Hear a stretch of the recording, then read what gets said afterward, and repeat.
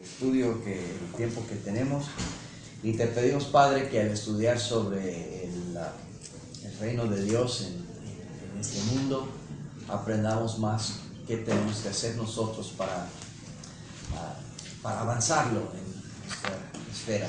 Y te pedimos esto en el nombre de Cristo Jesús. Amén. Amén. En la clase pasada estábamos hablando del reino en el principio, y en Génesis, y estamos hablando del reino en el Antiguo Testamento, y no acabamos con las notas. Yo quiero simplemente mirar rápidamente, antes de pasar lo de hoy, si tienen sus notas de la vez pasada, en la página 2, implicaciones culturales de la caída. Lo primero que pasó con la caída, después de la caída, es que las cosas empezaron a perder el sentido del sagrado, de lo sagrado. Se volvió lo que el mundo le llama secular. Entonces el humano fue el primero que perdió lo que es ser imagen, y el resultado fue Caín y Abel. La imagen fue destruida, ¿verdad? Caín no vio a Abel como imagen de Dios, sino como su rival. Fue aceptado él porque lo hizo de la manera de Dios, y Caín no fue aceptado porque lo hizo autónomamente y de su propia forma. Y en vez de arrepentirse como Dios le pidió, él destruyó la imagen.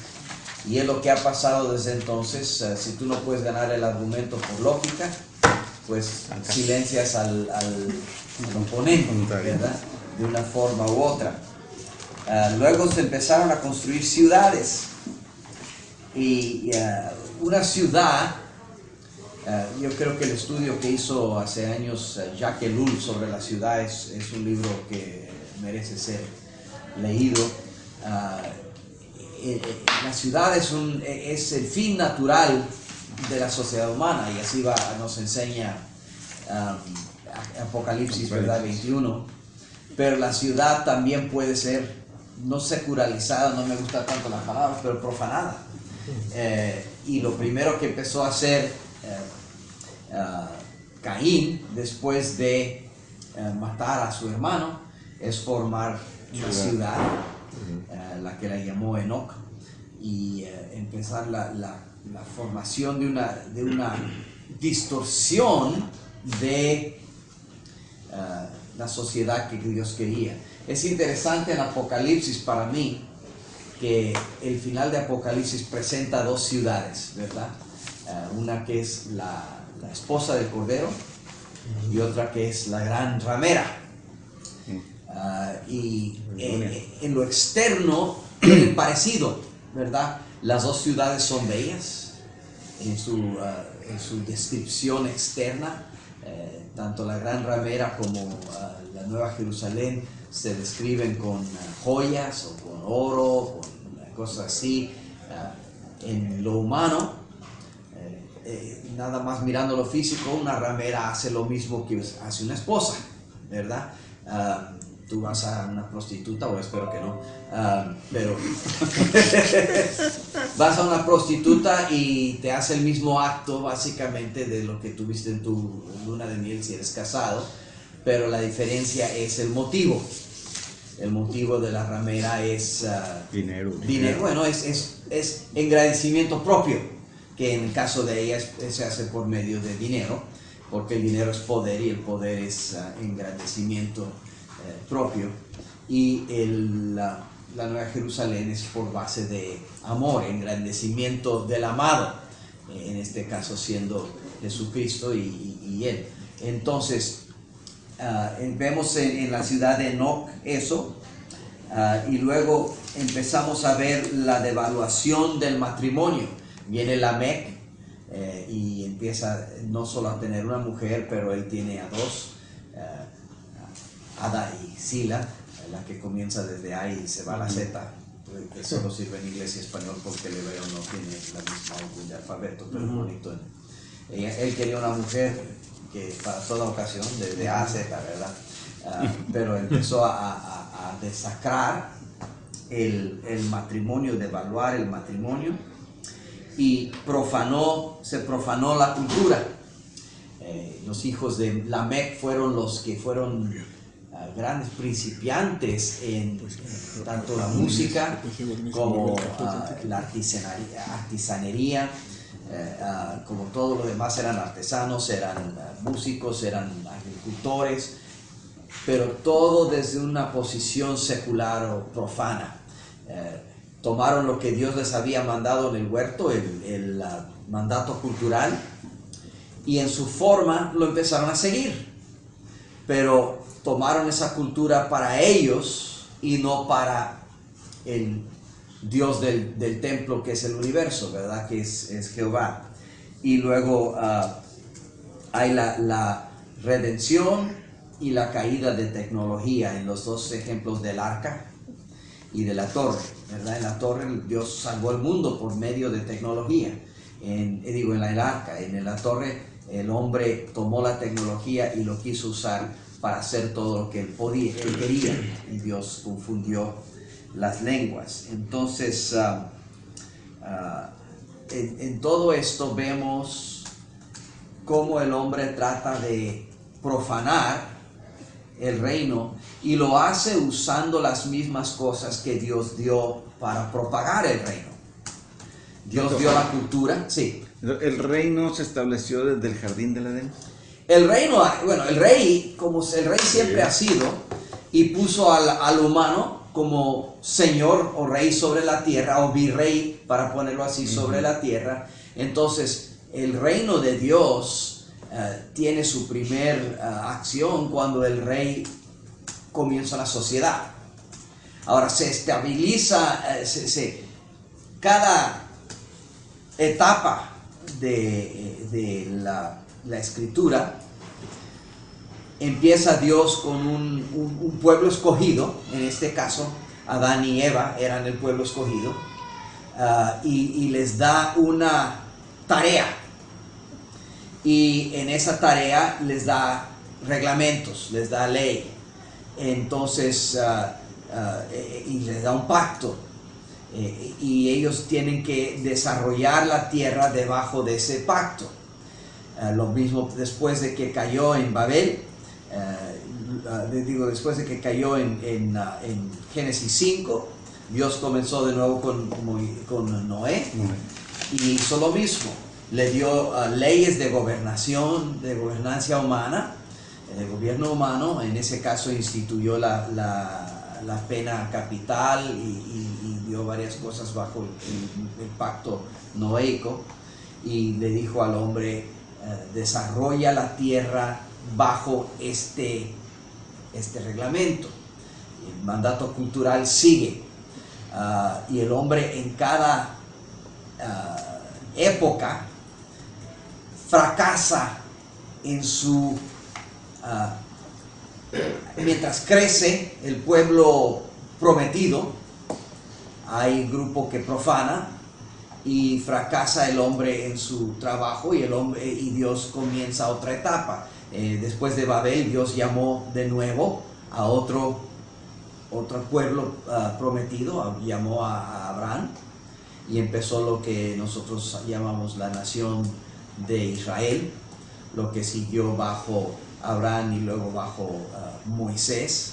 De nuevo Israel fue escogido. Luego, después de que fracasó Israel, después del exilio, Dios de nuevo escogió de Israel. Siempre del pueblo anterior escoge un remanente, es lo que parece ser la idea, y les da una nueva economía, una nueva ley, una nueva forma, y el hombre debe trabajar así. Y siempre lo que enseña eso en la historia es el reino de Dios y el fracaso del pecador, y la gracia de Dios en mantener el plan por medio de el remanente. Entonces, el reino de Dios ha sido, sí, yo creo, desde el principio. Y como reino no solo porque Dios es Dios de todo, pero porque se relaciona con el hombre bajo un pacto de reinado, donde Él dice, yo soy el rey, estas son las reglas, ustedes operen debajo de ellas. Pero Sí. Moisés estaría consciente de esto porque es hasta Éxodo 15, cuando después de haber cruzado el Mar Rojo y ver la derrota de los egipcios, cuando por primera vez se menciona a Dios como rey. Sí, no, al principio no siempre creo que está, hasta que el pacto se dé en la nueva forma. Al principio Moisés era simplemente el tipo de redentor, ¿verdad? El libertador de Israel. Yo no creo que Moisés nunca pensó, cuando Dios lo llamó a él, su problema, su preocupación de Moisés era más cómo le voy a hablar a Faraón. No estaba ni pensando de cómo voy a liderar bajo Dios a 1,5 million de niños chiflados que no saben. No, eso no, claro, como tú dices, viene un punto cuando se inaugura el nuevo sistema, especialmente los apóstoles. Yo creo que fue lo mismo en la iglesia. Yo no creo que al principio ellos entendían, ellos todavía estaban buscando cuándo vas a venir a restaurar el reino de Israel, en Hechos capítulo 1, y no vieron hasta más tarde su posición como líderes. Tuvieron el primer concilio, ¿verdad? En Hechos, donde estaban ya haciendo decisiones de cómo, ¿sabe? No, ya la circuncisión ya no se tiene que obligar, ya estamos bajo un nuevo pacto, un nuevo sistema, y empezó a desarrollarse. Y nunca se vieron ellos en esa forma como reyes, pero reconocieron que algo nuevo estaba pasando, que como dice Cristo, el vino viejo no se puede poner en odres nuevos. Sí. En odres nuevos. Sí, correcto. Entonces, no siempre es un reino donde los líderes tienen un título. Noé nunca tuvo título, no creo, de virrey, pero su función era ese de propagar el reino como el líder familiar de la nueva, pues en ese caso la única familia que quedó en la tierra, ¿verdad? Entonces, yo miro el reino como lo miramos hoy. El reino no es necesariamente abiertamente político, ¿verdad? Hoy en día la iglesia no tiene, y parte del problema es mirar el reino así. La iglesia católica por mucho tiempo, el Santo Imperio Romano, ¿verdad? The Holy Roman Empire. Nosotros tenemos, y eso fue mucho bajo la influencia de San Agustín, pero la idea de que la iglesia tiene directamente la posición de tener poder política y abrir y derrocar reyes y aún en tiempo antes de Lutero, los sacerdotes iban los frailes a recoger los impuestos. Entonces, no estamos hablando, como Cristo dice, si mi reino era de este mundo, y no está hablando de esta tierra, está hablando del sistema de este mundo, mis seguidores saldrían a pelear. Yo creo, doctor, que un fuerte problema dentro de nuestras iglesias, especialmente la presbiteriana y la presbiteriana de México, es que la iglesia no es consciente de este término del reino de Dios.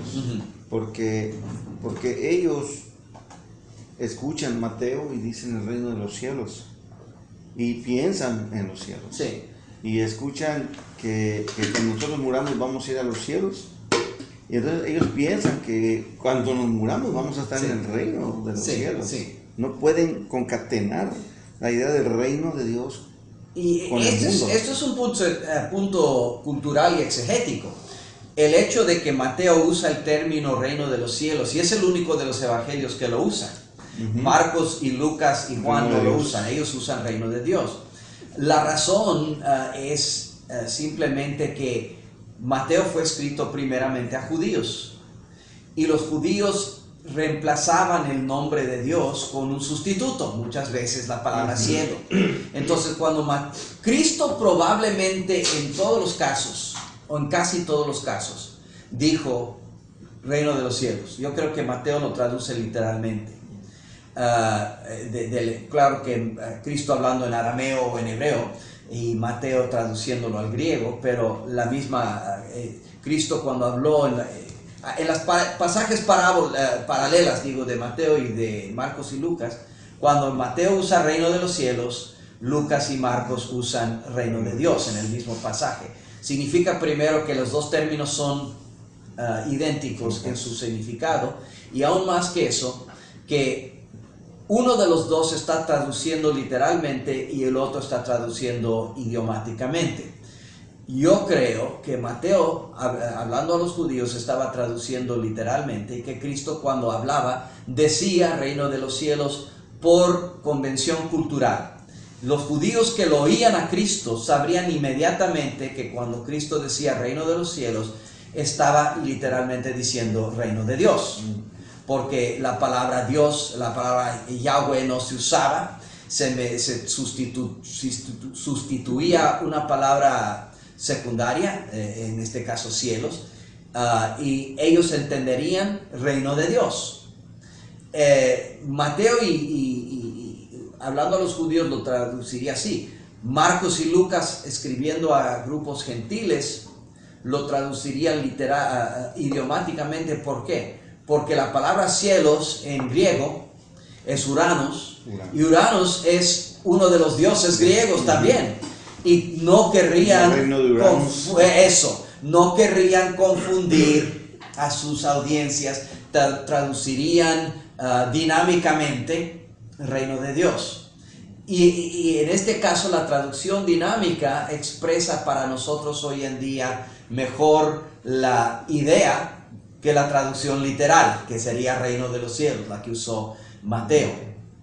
Pero el problema es que sí, como tú dices, muchos dicen, hoy en reino de los cielos, el mexicano o el gringo o el argentino o lo que sea, no va a oír reino de los cielos y traducir en su mente reino de Jehová. Va a traducir, va a oír la palabra cielos y va a decir que ese reino toma lugar ahí y no aquí. Pero no se pueden leer los pasajes sin mirar que tiene su... claro que al final de cuentas, ahí será, o en los nuevos cielos y la nueva tierra, y en su finalidad sí va a ir a esa etapa, pero que tiene su vida práctica ahorita, tiene que. Y es una cosa, las iglesias no han agarrado que el reino de Dios implica el desarrollo cristiano del mandato cultural. Porque lo que enseña aquí, que estamos viendo en Génesis, y en la figura de Babilonia, en toda la escritura, es que el reino de los cielos o el reino de Dios ha sido profanado y tomado y hecho autónomo por los hombres. Todavía el hombre está haciendo lo que el mandato cultural pidió. Está tomando la tierra y la está labrando y la está guardando y la está sojuzgando y está tratando de tenerle dominio. El único problema es que es un dominio en rebelión al rey. Hermano, dijo, el reino de Dios implica el desarrollo del hombre en la tierra. El desarrollo del mandato cultural por el hombre en la tierra. El desarrollo del mandato cultural. Porque eso es el principio. Dios nos dio como su imagen, y esto de imagen no se ha desarrollado suficiente tampoco. No es simplemente que nosotros seamos una reflexión de lo que Dios es. Yo quiero que piensen de la imagen no solo como una reflexión, sino como una extensión. Como un reflejo se refiere. No solo un reflejo, pero una extensión. Lo que se hace a la imagen, se hace de quien es la imagen. Es lo que hacía Nabucodonosor en el capítulo 2 cuando hizo su estatua. Cuando tú adoras a la estatua, tú adoras la persona de quien la imagen es. La estatua no solo nos enseña cómo es, pero representa al individuo de quien la estatua es. Ese es el concepto del ídolo, ¿verdad? El ídolo es cuando Aarón hizo el becerro, él no estaba haciendo un Baal. Bueno, no lo hizo él nada más echó el oro. Bueno, es lo que dice. Él no estaba haciendo un Baal, estaba haciendo una representación, una imagen de Jehová. Okay. Pero Dios ya había hecho su imagen. Entonces, esa imagen somos nosotros. Estaba Aarón abrogando, y Dios dijo en los 10 mandamientos que no lo hagamos, que no hagamos imágenes de Dios. ¿Por qué? Porque la imagen ya somos. Y nosotros somos representantes en el mundo de lo que Dios, un reflejo y una representación de lo que Dios debe ser. Y por eso nosotros imitamos. Dios plantó un huerto, el hombre se le llama a plantar un huerto. Dios forma un universo y lo empieza a ordenar, y se nos da como imagen el mismo trabajo. Ese es el mandato cultural. Sí. Otra pregunta, doctor. Aquí en el bosquejo que nos da, ¿a qué se refiere exactamente con esto de tecnología?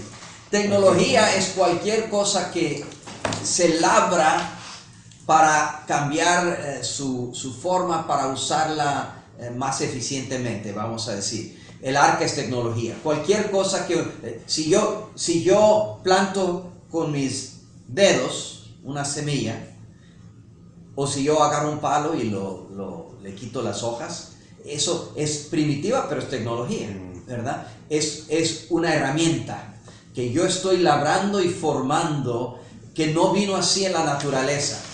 Yo no solo estoy usando las cosas, yo no tomo una fruta y lo hago como está, yo hago algo para un fuego, pongo un círculo de piedras para contenerlo, he hecho una estufa primitiva, es tecnología.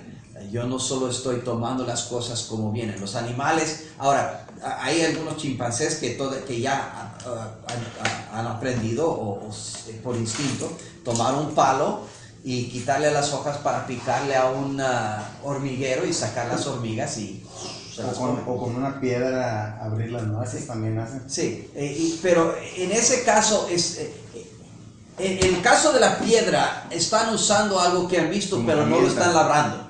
Okay. La piedra queda igual que estaba.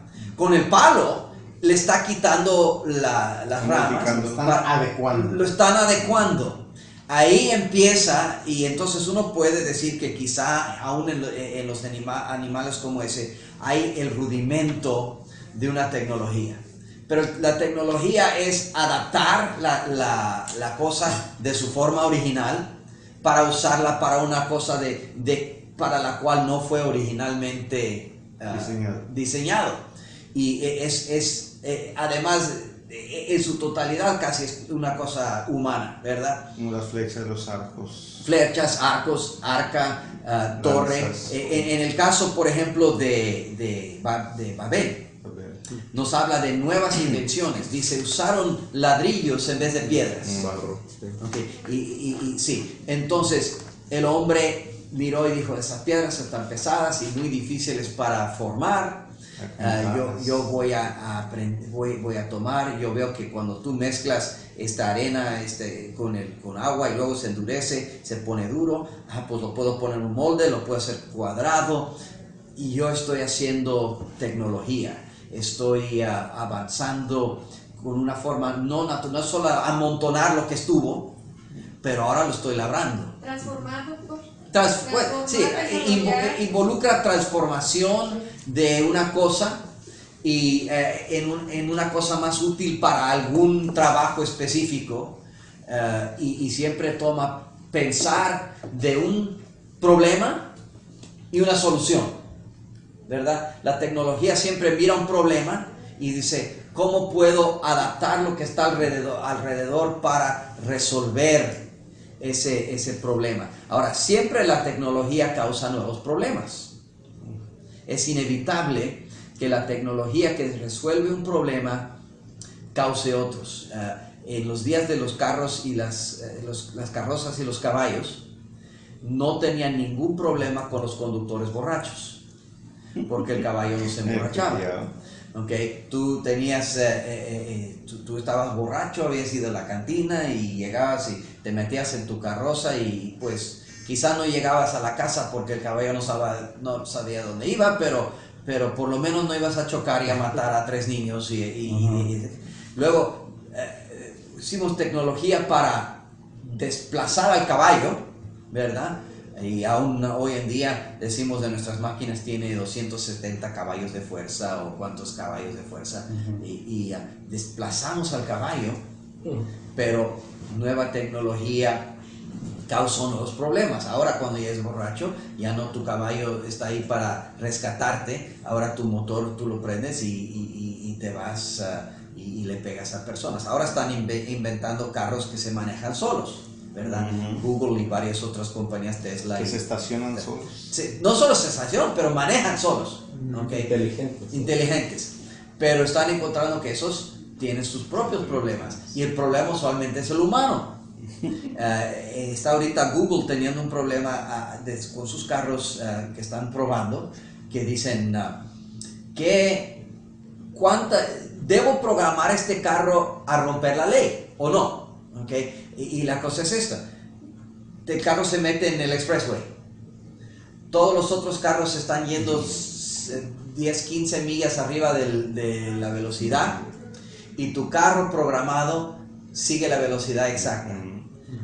Y todos los accidentes que han pasado con estos carros automáticos no son la culpa del carro automático, siempre son la culpa de la interacción con el carro conducido por un humano que está haciendo una cosa que no debería hacer, o que le faltó no estaba alerta, no estaba alerta, o se distrajo, o estaba texteando el humano en su celular. No el que estaba en el carro mecánico, el que estaba en el carro normal. Y siempre los accidentes tienen su principio en algún humano. Entonces, ¿qué vas a hacer? Si todos los carros son mecánicos, entonces quizá... No falla. Bueno, excepto que tú sabes que la mecánica siempre falla en algún punto. Te ponen un nuevo update en tu software del carro y esa siguiente mañana tú vas a comenzar y pones el carro, y el carro se va en reversa porque alguien no planeó bien el programa. Pero toda la tecnología trae, en su solución de algunos problemas, trae potencial para nuevos problemas. Aún el arca, ¿verdad? No tuvo problema, pero pudo haber, ¿verdad? Estamos en un diluvio que cubre toda la área. ¿Qué si no puse bien esos clavos en las tablas de hasta abajo? Con la tala. Con la tala de árboles. Sí, ¿verdad? ¿Puede causar un problema? Sí, o que esta madera este árbol no estaba tan sano como pensé, y lo usé como la tabla número 3 ahí abajo, y de repente se empieza a pudrir. ¿Y de dónde agarras? La presión del agua. ¿Y dónde agarras una refacción? No puedes llamar al AAA y decir, ven, arregla mi arca. Entonces, pero la tecnología, entonces lo que digo, la tecnología siempre tiene riesgos. Pero uno tiene que hacer una evaluación siempre de ventajas y riesgos. La pregunta iba en torno a que nosotros ahora tenemos idea distinta de la tecnología, porque al referirnos a tecnología siempre lo asociamos con aparatos muy sofisticados, electrónicos, sí, pero eso es porque nuestra tecnología ha avanzado. Sí, ahora ha avanzado, pero la en el día ¿se acuerdan en Josué? No Josué, Jueces, el principio del libro de Jueces, dice, trataron de ganarle a tal y tal pueblo y no podían porque tenían carrozas de hierro. Y nosotros pues hoy en día una carroza de hierro, ¿qué? Le agarro con, ya sabe, una bombita de bazooka y esa carroza y todos los caballos se van a la fregada. Pero en ese entonces era una cosa increíble que la carroza de hierro era mucho más rápida, mucho más ligera que la de bronce y mucho más fuerte contra cualquier cosa con cual la querías pegar. Y decían los israelitas, no podemos contra esta tecnología tan moderna que tienen estos de la tierra. Entonces, cuando vinieron los de España aquí, los conquistadores a México, pues no solo el caballo, pero la armadura y más que todo la pistola, sí. El rifle. Ahora, esos rifles eran... tenías que ponerla y meterle... Ni mosquete. Ni mosquete, porque no tenía... Eso se desarrolló después. El mosquete tiene al final como un funnel que es más rápido meter. Tú tenías que atinarle a meterle la pólvora y en uno... Y el balín. Sí, ahora, las flechas todavía eran más rápidas, ¿verdad? Pero tenían armadura. Los españoles, entonces, sí, tú podías tirar 20 flechas mientras él reponía su rifle, pero las flechas le pegaban la armadura y no hacían nada. Entonces, la tecnología, y es tecnología para ellos, para los aztecas, que son invulnerables estos españoles, ¿verdad? Estos blancos. Y luego también, claro, que trajeron enfermedades y cosas que no sí, pero la tecnología es más, nosotros lo miramos en lo electrónico casi total, porque ese es el énfasis hoy en día de la rapidez de nuestra tecnología. Muchas cosas otras no han cambiado en mucho tiempo, ¿verdad? Como el agua, por ejemplo, ¿no? El servicio de agua no ha cambiado mucho. No, ¿verdad? O aún las estufas, ¿verdad? Claro que tienen ahora computador, pero la cosa básica de una estufa... Lo fundamental es lo mismo. Es lo mismo. Igual que los coches. Sí, los coches sí, se han hecho más complicados por la electrónica, pero siguen teniendo un motor, el motor 4 llantas y el motor tiene pistones. Y si tú traes un motor moderno y se lo podría regresar en el tiempo y enseñárselo a Henry Ford, él entendería la mayoría de las cosas que están el motor estaría... Salvo la computadora, sí, pero no le sorprendería. No, no le sorprendería la máquina. Pero eso es lo que hablo de tecnología. Tecnología es cualquier avance de técnica. Tiene que ver con técnica. Es que ahora, por ejemplo, si predicamos que Jesús llamó a los discípulos y ellos dejando sus redes le siguieron, pues la gente puede pensar que ya no estaban en Facebook o en Twitter. Sí, pero la red era la tecnología que ellos tenían, sí. Dejaron sus redes, ya no llevaban sus smartphones. Claro. Okay. Dijo, echen las redes al otro lado. Pero ahora quiero entrar a la hoja de hoy. Okay. Y mirar el propósito teológico del libro de Moisés. La hoja de hoy. No las he pasado, aquí está. Las tengo debajo aquí. Pensé que al final vio todas. No, las tengo aquí. Como buen pastor presbiteriano. Ya tengo yo. ¿Ya tienes? Ya tengo. Okay, ahora, en el tiempo de Moisés vemos por primera vez el reino en una forma literalmente nacional. Eso es, Dios va a ubicar su reino en una nación que tiene equivalencia geográfica a otras naciones, se encuentra en un lugar en la tierra. Hasta este punto, el pueblo de Dios, en el tiempo de Adán y de Moisés, de Noé, el reino de Dios abarcaba, la tierra de Dios abarcaba toda la tierra, ¿verdad? No miramos hasta Génesis 11 el comienzo de naciones. Vemos ciudades, pero no vemos naciones hasta la tabla de naciones que está en Génesis 11. Porque todos hablaban el mismo idioma. Todos hablaban el mismo idioma, el tribu no se había expandido hasta ese punto y Dios confundió las naciones, las lenguas, y empezaron a hacerse naciones basadas en similaridades lingüísticas y culturales. Luego Abraham fue llamado.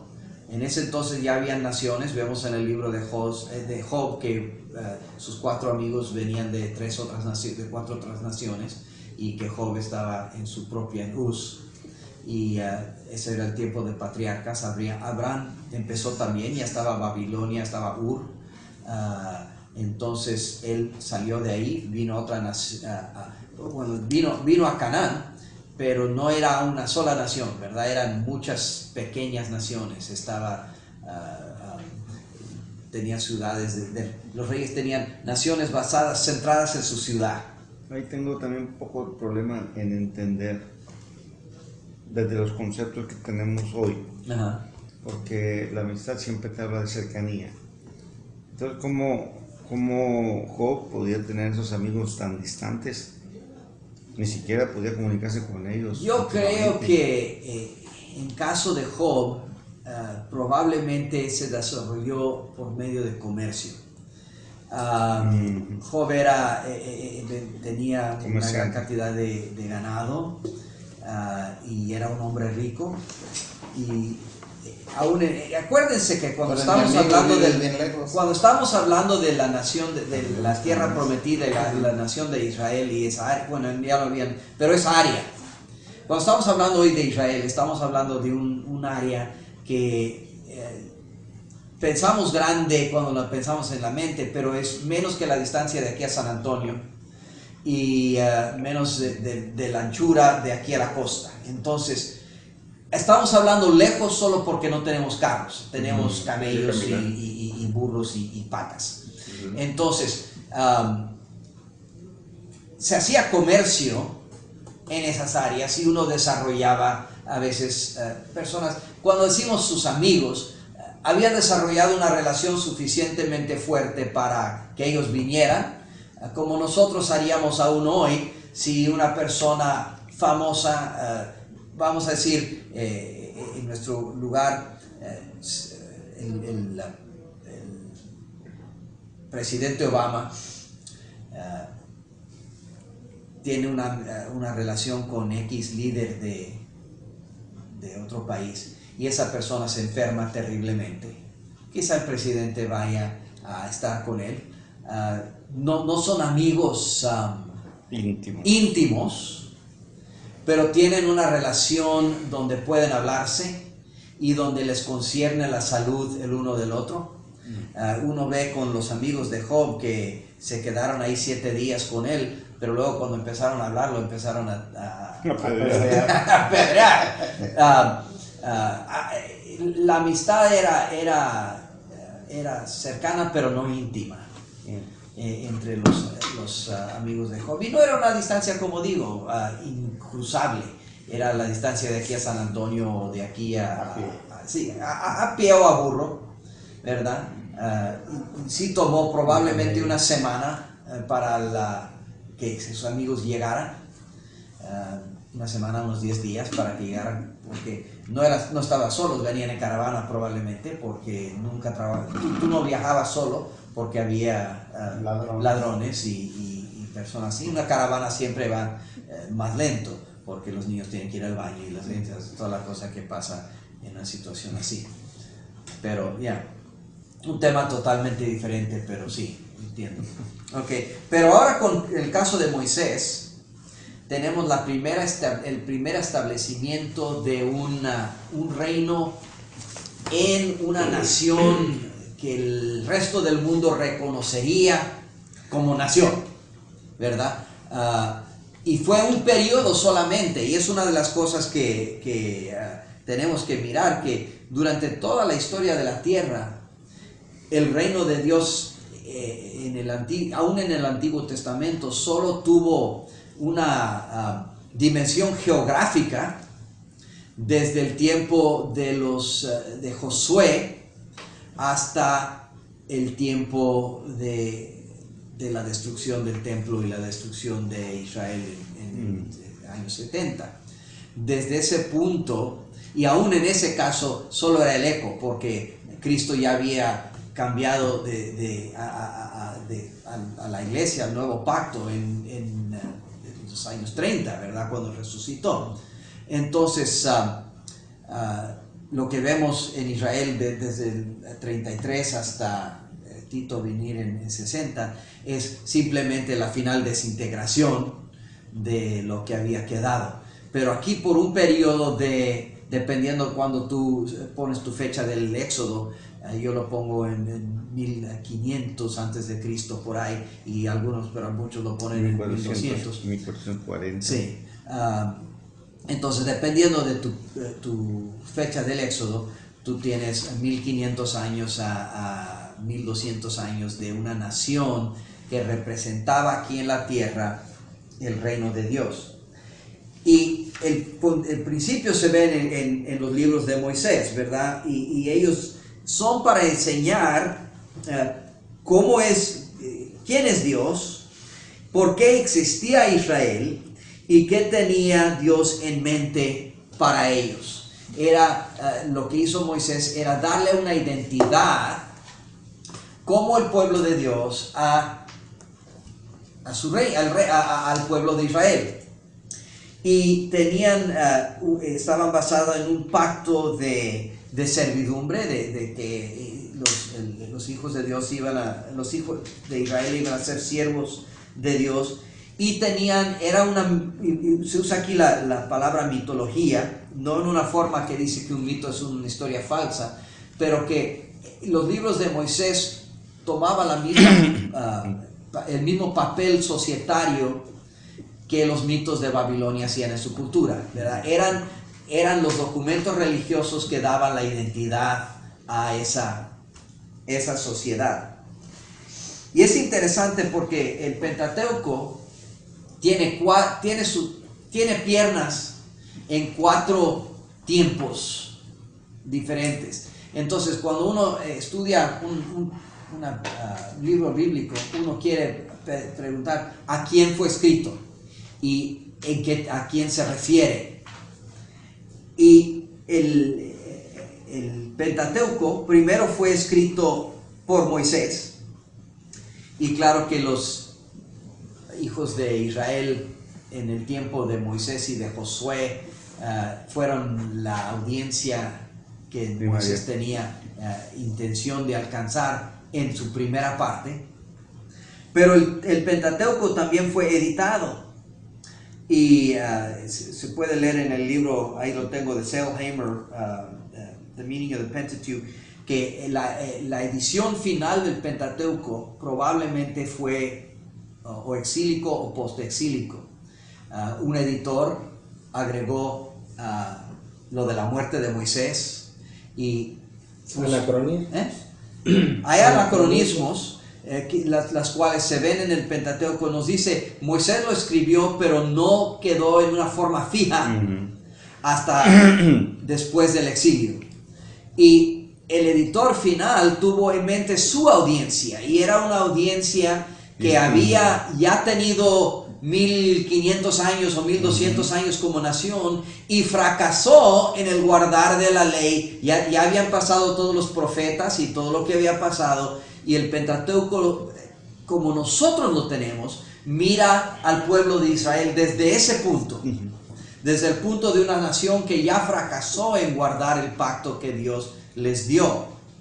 Y terceramente, tiene una pata en el principio, una pierna en el principio. Es como una mesa de 4 patas, porque se basa en su argumento. Nos quiere mandar así comenzó, y este es el diseño original. Es el que vio Cristo cuando vinieron a hablar de matrimonio a Cristo. Él dijo, en el principio fue así. ¿Okay? Y luego tiene su cuarta pata en el día de hoy, porque su intención de Dios era que todos nosotros aprendiéramos y aplicáramos las lecciones que el Pentateuco tiene. Entonces, cuando tú ves un pasaje en el Pentateuco y lo estás interpretando, uno te pregunta, ¿qué le hubiera significado a los que huyeron en el tiempo de Moisés, qué hubiera significado a los que lo oyeron en su forma final al tiempo del exilio, qué habla del principio, cómo desarrolla el diseño del principio, y luego al final cómo lo puedo aplicar yo. Entonces hay muchos ángulos que se pueden usar para mirar en el exegesis y la interpretación y la aplicación de las cosas. Sí. No es la idea liberal, ¿verdad? No. Que ellos decían que los editores o los creadores del Pentateuco fue en el tiempo post-exílico para darle identidad a un pueblo que venía mermado. Pero esa idea lo tiene porque la edición final tenía parte de ese propósito. Pero lo que dejan atrás los liberales es la identidad de Moisés como el literal autor de la sustancia que está en el Pentateuco. Sí. Los que hablan del documento yahúístico y elogístico y eso, ellos es sacerdotal. Entonces ellos están diciendo que estas personas separadas en varios puntos no solo editaron la secuencia y hicieron comentario, sino que también pusieron la sustancia. No, Moisés dio la sustancia del Pentateuco, los materiales que estaban ahí, las descripciones de lo que pasó en el desierto, el dar de la ley, fue literalmente dado a Moisés. Y los liberales no van a aceptar eso. El hecho de que esos materiales fueron reorganizados después por un editor, yo creo que se puede comprobar. Pero son materiales dados a Dios, a Moisés, por Dios. Ahora, que Moisés también usó fuentes de información, Sí. probablemente también. Yo no creo que Dios en el monte le dictó necesariamente todas las historias de Génesis. Había relatos que se habían pasado de padre a hijo entre los judíos desde el tiempo de Noé y antes. Tradición oral y también quizá en una parte tradición ya escrita. La escritura no comenzó con Moisés, ya había estado, y entonces quizá hubo ya algunas cosas que él tuvo para usar. Los judíos, muchos de los judíos o los rabinos creían, por ejemplo, que así recibimos el libro de Job. Que el libro de Job, que tiene marcas de no ser un libro judío, ser un libro gentil, que se escribió